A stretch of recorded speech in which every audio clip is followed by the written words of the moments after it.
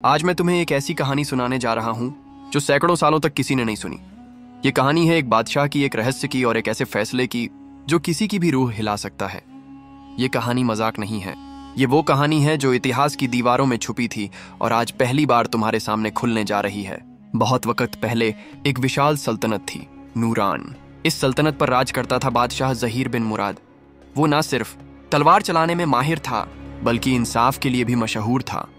उसकी सल्तनत दूर दूर तक फैली थी, लेकिन उसके महल का एक हिस्सा ऐसा था जिसे लोग छायाओं का महल कहते थे।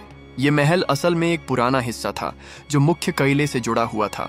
वहां हमेशा अंधेरा रहता, सूरज की रोशनी कभी अंदर नहीं जाती थी। वहां एक पत्थर का दरवाजा था जिस पर केवल बादशाह का हाथ असर करता था। कहते हैं जिसने भी उस दरवाजे को पार किया वो या तो जिंदा नहीं लौटा या फिर पागल हो गया। एक रात बादशाह ने एक अजीब सपना देखा।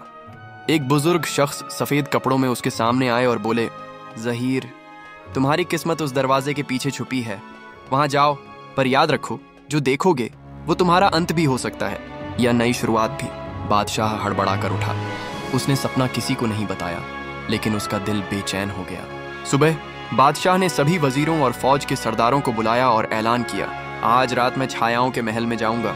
जो साथ चलना चाहे चल सकता है, लेकिन जो डरता है वो पीछे हट जाए। पूरे दरबार में सन्नाटा छा गया। वजीर आजम अमजद आगे बढ़े और बोले, जहां अपना, क्या ये जरूरी है? वो जगह मनहूस है। बादशाह ने सिर्फ इतना कहा, असल खतरा तब होता है जब हम सच्चाई से मुंह मोड़ते हैं।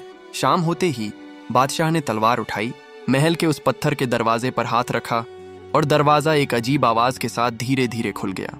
अंदर चारों तरफ घना अंधेरा था। दीवारों पर रहस्यमयी इबारतें थीं, कुछ पढ़ने लायक, कुछ अधूरी। एक ही वाक्य बार बार लिखा हुआ था, यहाँ फैसला होता है घमंड और सच्चाई का। जैसे ही बादशाह अंदर बढ़ा उसे एक आवाज सुनाई दी, ज़हीर बिन मुराद, आखिरकार तू आ ही गया। बादशाह चौंक गया। सामने एक बूढ़ा आदमी जंजीरों में जकड़ा बैठा था। उसकी आंखों में आग थी पर शरीर थका हुआ। तू कौन है? बादशाह ने पूछा।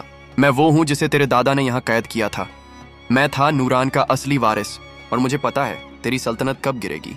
बादशाह ने अपने गुप्त दस्तावेज निकलवाए।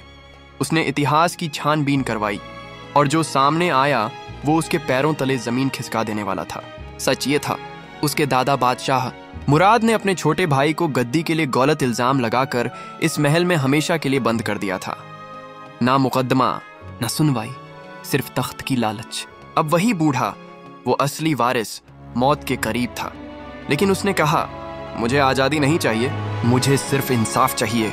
अब बादशाह ज़हीर के सामने तीन रास्ते थे, सच्चाई को छुपाए और सल्तनत को बचाए, कैदी को आजाद करे लेकिन सल्तनत में हंगामा हो सकता था।